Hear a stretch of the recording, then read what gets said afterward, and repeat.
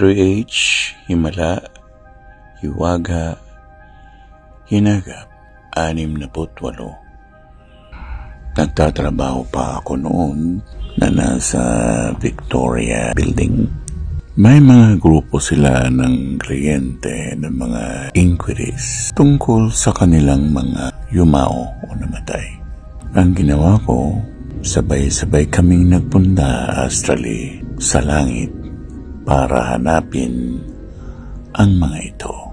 Nang makarating kami sa ika-unang langit, matapos ang mahabang paglalakbay, humingi ako ng permiso sa bantay sa anghel doon at nagtaka ang banal na anghel.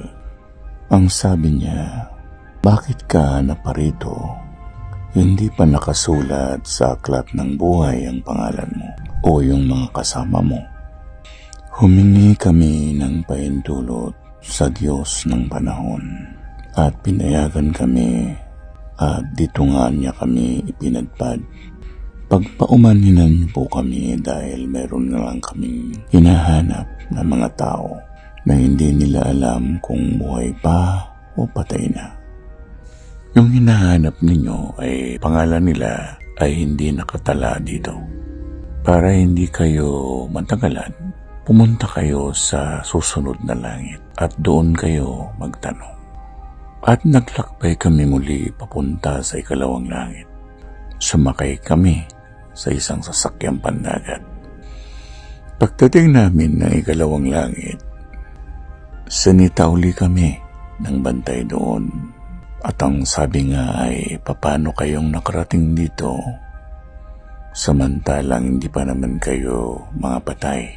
Sinabihan namin siya na humingi kami ng permiso sa Diyos ng panahon. At tinignan niya ang nakatala. Matagal-tagal din niyang tinignan ito. At sinabi niya na wala rito ang hinahanap ninyo. Pagpunta ninyo sa ikatlong langit, mag-iingat lang kayo.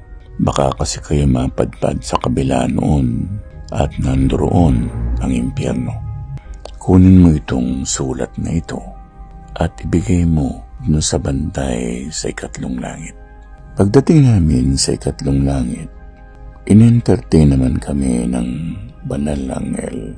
Pero mahigpit ang anghel. Pinagbawalan niya kaming pumasok doon at sinabihan kami na kailangan namin mag-ayuno kung babalik kami sa nasabing langit.